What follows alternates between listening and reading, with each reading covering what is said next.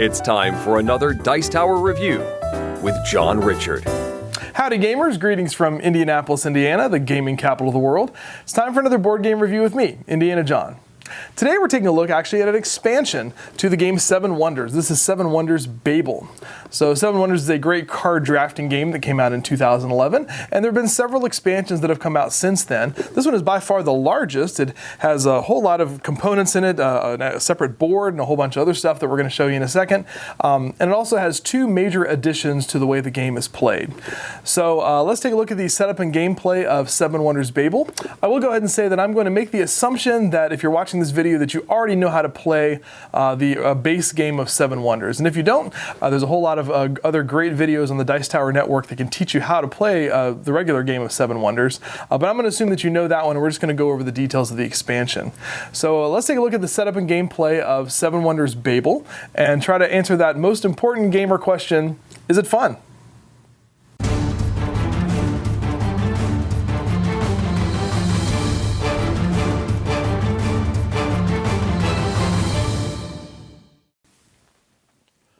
So the Babel expansion for Seven Wonders consists of two expansions actually that you can either play together or separately. There's the Tower of Babel expansion and the Great Projects expansion. And we're going to start off by looking at the Tower expansion and seeing what this does for your game.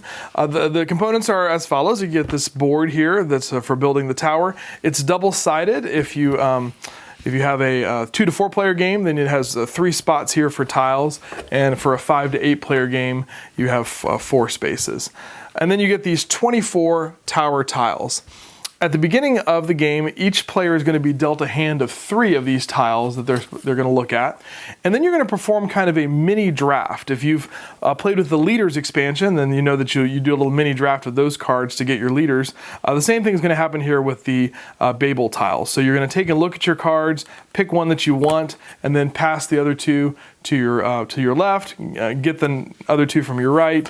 And you know, if you play Seven Wonders, you know how drafting works. You'll pick your second one and then your third one, so that you'll end up with your own personal hand of 3 of these tiles. And then you're going to place that face down in front of you. And so this gives you an additional option during the play of the game. As you remember, for a normal game of Seven Wonders, you have one of 3 things that you can do. You can either play a card to build a building. You can play a card face down to help build a piece of your wonder, or you can discard a card in order to get some money. The fourth thing now that you can do with the Tower of Babel expansion is that you can discard a card to be able to play one of your tower tiles. And you'll place it face down and discard that card. Multiple people might do this, and so you might have several tiles that are placed down. And then when you resolve, we're going to turn over all of the tiles, and then each tile has a number associated with it. They're ranked 1 through 24, and whichever number is lower, you'll kind of go in that initiative order of lowest to highest. And so then you'll place these onto the board. When you place your first tile, it goes in this is a spot that has a little circly thing on it. And in this case, this one would go first. And then you'd place the second one, and then the third one. And the tower is sort of built in a spiral design, if you will, because as these get built, the fourth one would go here, and then the fifth one is going to go on top of the first one. And you'll just continue to kind of circle and spiral around to build this thing up. And so these are standing abilities that are going to be applicable to all players for as long as they're visible. So the moment that this one gets covered up, well, now this effect is no longer valid. Now this ability is going to take effect. And so this is going to be sort of changing as the game goes on with all these different abilities. Now, these are special abilities, and we'll go over a few of them in a second, that can be very helpful or they can be harmful. And one of the things this will add to your game is the ability to mess with other players other than the players that are just to your left or to your right. So that's been one of the main features in Seven Wonders, is that your gameplay only really affects the people to the left or the right because of buying or selling resources and also doing military actions. But these abilities affect everybody, so you can sort of look at what other players are doing and find ways to mess with their game or to help your game. Also at the end of the game, you're going to get points for having built some of these tiles. So if you build one tile during the game, you'll get 2 points. If you build 2, you'll get 5 points. And if you build all 3, that's going to give you 10 additional points. So that's another way that you can get points in the game, and it's an incentive to get those things onto the board.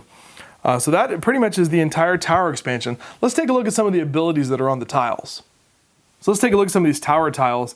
This one will give everybody one of these resources per turn, so for building buildings. This one is actually going to make military victories less victorious for you. So in the first round, if you would normally get a 1 point for a military victory, you're not going to get anything. If you would get 3 points in the second round, you'll get only 1. If you get 5 points in the third round, you get only 3. So if someone's really beating you up on military, then you can play this card to make them not beat up on you quite as much, or not get as many spoils of victory. This one is saying that every time you play a red military card, you have to pay a tax to the bank that's equal to, in coins, to the age that you're playing it in. So again, if someone is beating you up on military, it's going to make it more expensive for them to build military cards. This one is going to make it more expensive for you to buy or use resources of these types of your opponent. So instead of paying 2 coins to be able to use a resource from your opponent, it's going to cost 3.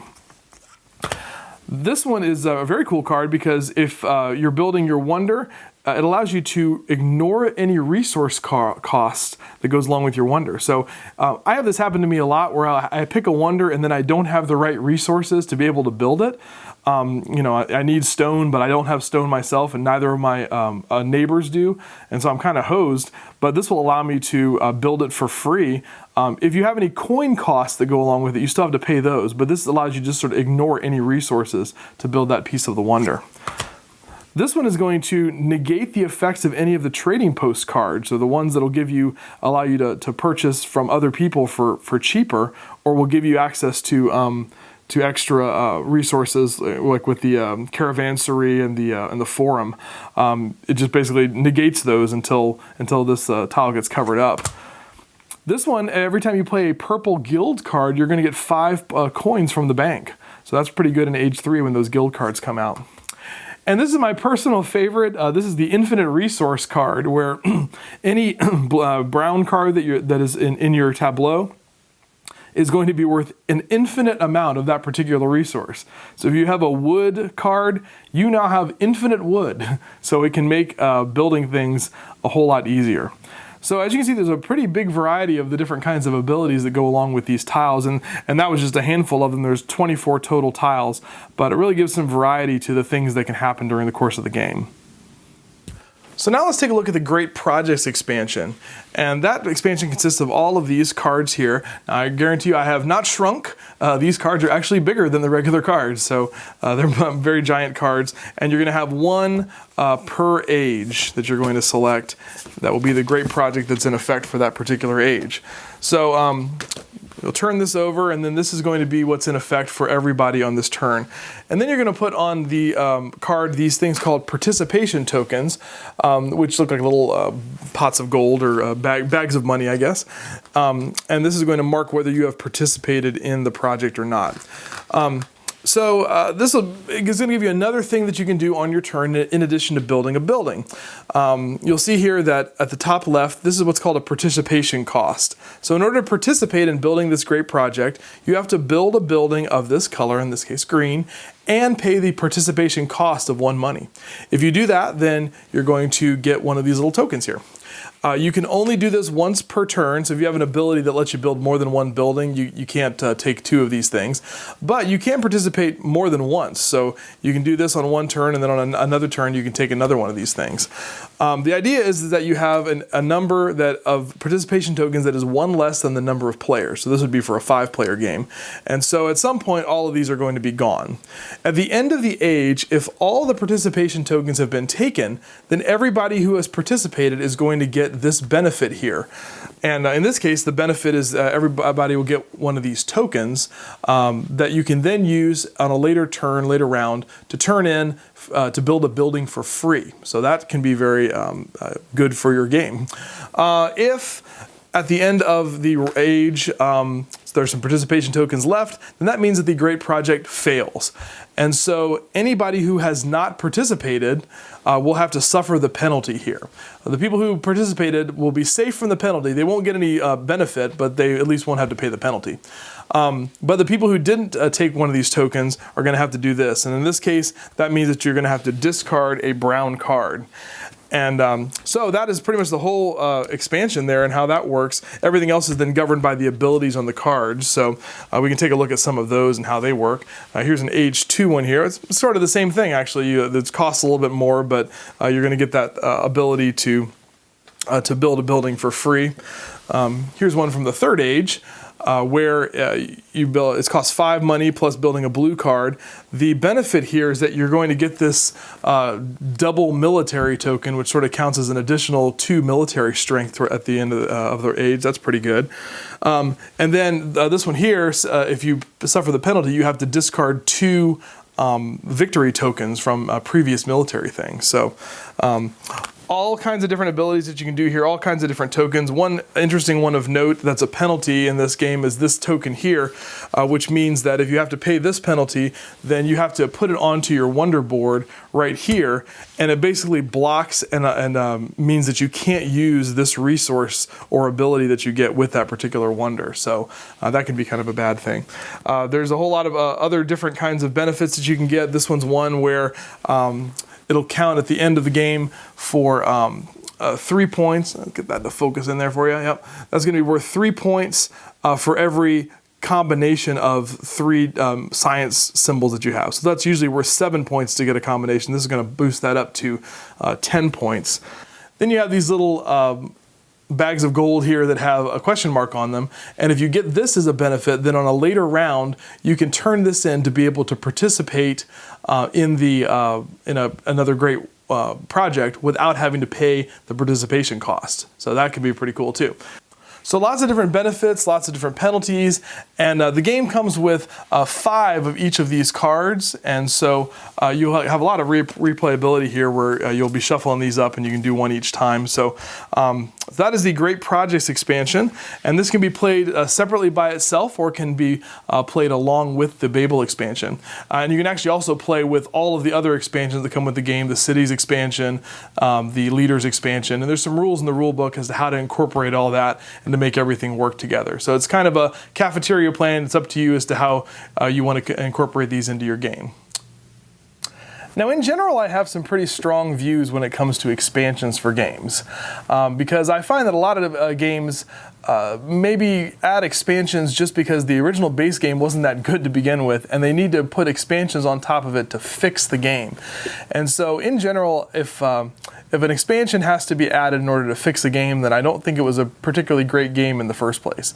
So for me, the best expansions are the ones that are so seamlessly integrated into the gameplay that when I get done playing them, I say, well, there's no way that I would want to ever play without it. My best example of this recently is the Scoundrels of Skullport expansion for Lords of Waterdeep.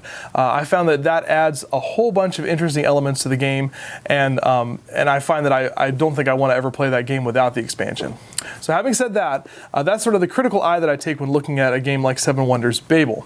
I think that these cafeteria idea expansions are a pretty good idea because it gives you some variety of adding the things that you want to add, but you don't have to add everything.